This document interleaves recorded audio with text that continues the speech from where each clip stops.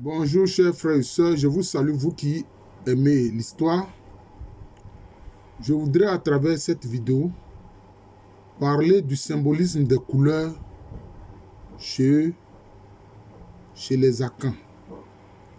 Le peuple Akan le plus connu, c'est le peuple Ashanti. Chez les Akans, principalement, deux couleurs sont mises en exergue au plan de la culture et au plan de la spiritualité. Vous voyez. C'est le noir et le blanc, qui en réalité ne sont même pas des couleurs. Le noir, en principe, c'est l'absence de couleur. Et le blanc, je peux dire, c'est le résultat des 7 couleurs de l'arc-en-ciel. Ce qu'on peut appeler les 7 couleurs de l'arc-en-ciel. Vous voyez. C'est ainsi que, chez les peuples Akans, ce qui est noir est lié à la sacralité, à ce qui est sacré. C'est ainsi que le tabouret des ancêtres,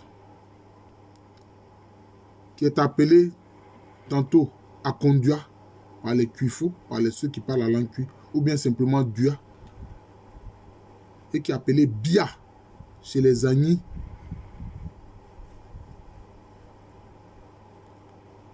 est noir. C'est le tabouret des ancêtres. C'est le tabouret sur lequel on s'appuie pour exercer la royauté ou la chefferie. En tout cas, n'importe quelle fonction politique s'appuie sur un tabouret noir. D'ailleurs, comme le tabouret est noir, souvent on précise Bia Bile chez les Agnis.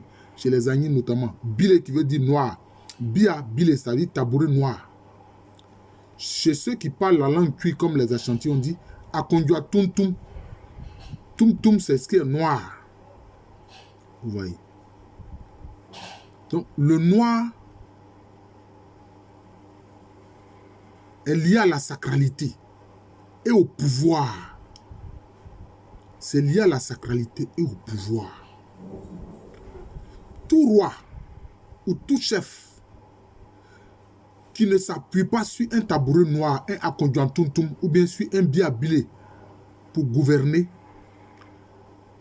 est considéré comme n'étant pas un vrai roi, n'étant pas un vrai chef. Dans ce cas-là, d'ailleurs, les locuteurs du Kui l'appellent Kwakwahene, c'est-à-dire chef ou roi de rien. Chef ou roi de rien du tout. Oui. Donc, le tabouret noir des ancêtres symbolise l'autorité politique et est sacré. Mais vous pouvez me poser la question, mais qu'est-ce qui a noirci cela? Parce que c'est en bois. Qu'est-ce qui noircit le tabouret? C'est le sang des victimes. Vous savez très bien que quand le sang est versé, au départ, il est rouge. Mais une fois que l'air passe là-dessus avec, je crois que les effets du gaz carbonique, bon, il y a comme un mélange, je peux dire, chimique qui se produit. Et puis, ça devient noir. Ça devient noir. Et donc, tout ce qui est noir est lié à la sacralité et au pouvoir politique chez les Akans. C'est très important. C'est lié au pouvoir politique. Et c'est lié aussi à la sacralité. Vous voyez. Et ce qui est noir, c'est ce qui aussi fait partie de l'univers des ancêtres. De l'univers des ancêtres et de l'univers que n'importe qui ne peut pas connaître. Seuls des initiés peuvent connaître cet univers-là. Vous voyez. Seuls des initiés peuvent connaître cet univers.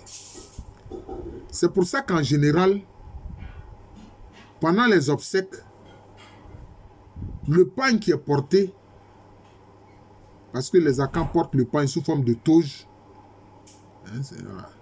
Ces pagnes-là, ce sont des pagnes de valeur, hein, qu'on appelle agnon tam, ou bien qu'on appelle, bon, d'autres disent kita, mais en fait c'est kente. La bonne façon de le dire, c'est kente. C'est parce que les évêques de Kita, eux aussi, fabriquaient des kente. Alors, par rapport à la localité de Kita, en Côte d'Ivoire, souvent, c'est le nom Kita qui est utilisé. Non, sinon, c'est les kente. Les imams appellent ça aussi agnon tam. Vous voyez. Et donc, quand il y a des obsèques, c'est le pain noir qui est porté. Quelquefois, c'est du noir mêlé de rouge. Du noir mêlé de rouge. Le rouge qui renvoie au sang et au sacrifice. Parce que c'est le sang des victimes qui, ayant touché le tabouret, est devenu, a fait du tabouret un objet qui est noir. Vous voyez, c'est comme ça. Maintenant, il y a le blanc. Le blanc symbolise la pureté. C'est ainsi que dans la culture des Akans, ce qu'on appelle les comiens ou comiens, en Aïe on dit comiens, en Baoulou on dit comiens.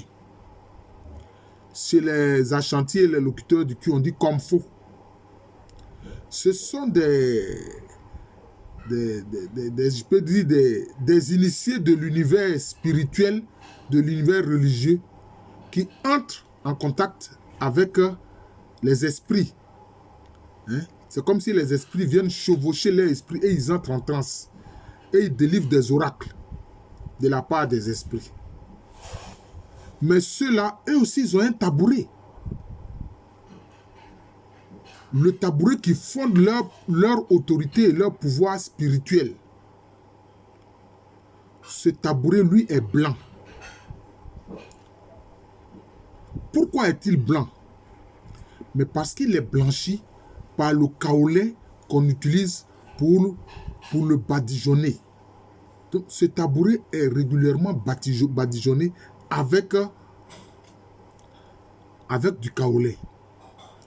Alors que dans le cas du tabouret noir, qui est le tabouret politique, etc., qui fait partie de l'univers des ancêtres, hein, en général, pendant la célébration de la fête qui marque l'année nouvelle, qui a différents noms, Ogura chez les Achantis, chez les Brons de Côte d'Ivoire, Adaï Kessé, chez les Agnis, Elou, Elie, etc.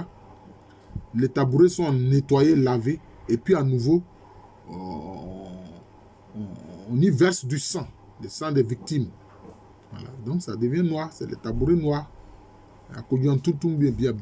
Par contre, les tabourets des comfos, ou des comiens, ou des comiens, est régulièrement badigeonné avec du kaolin. Du kaolin blanc, bien sûr, le kaolin est blanc. Et donc, ça fait que ces tabourets-là sont blancs. C'est l'univers des esprits, mais des esprits autres que ceux des ancêtres. Voilà. Autres que ceux des ancêtres. C'est l'univers des esprits qui sont dans l'environnement des populations. Ça peut être des esprits dont l'univers est l'eau. Ça peut être des esprits dont l'univers est le feu. Ça peut être des esprits dont l'univers est la pierre ou la terre, etc. Vous voyez. C'est comme ça. Mais aussi, ça peut être des esprits de certains défunts. Ça aussi, ça existe. Certains défunts. Et ce tabouret-là sur lequel le comfort ou le comien s'appuie pour exercer sa fonction, son rôle spirituel, lui, ce tabouret-là, lui, il est blanc. Mais aussi, je vous ai dit, comme je vous ai dit que le blanc symbolise la pureté et l'univers aussi des esprits, le blanc aussi symbolise l'innocence. C'est pour cela que quand quelqu'un a été accusé et qu'il passe devant le tribunal des anciens et qu'il est blanchi, vous voyez même le mot en français, on dit il est blanchi, il est reconnu innocent. Les Akans le badigeonnent avec du kaolin. Le badigeonnent avec du kaolin. pour dire qu'il est pur de ce dont on l'a accusé. Donc, les couleurs principales, ou je dirais primordiales, dans l'univers culturel et spirituel des Akans, c'est le noir et le blanc. Mais le noir, là, vient du rouge qui est obscurci. Ouais, qui est obscurci. Le sang des victimes qui est obscurci. Ouais. Donc, vous voyez que simplement, concernant la couleur, il y a beaucoup de choses à dire. Ouais, il y a beaucoup de choses à dire. Parce que les couleurs aussi sont liées aussi à la culture. C'est lié à la vision du monde que les gens ont. Voilà. La vision du monde que les Akans ont. Notamment du noir et du blanc. Voilà. Je vous remercie. Je suis le professeur Alou Kwame René, professeur titulaire d'histoire à l'université Félix Houphouët-Boigny. Une université qui est à Cocody. C'est à Abidjan. C'est dans le quartier de Cocody. C'est en Côte d'Ivoire, un pays situé en Afrique de l'Ouest. Merci encore et bonne journée à tous.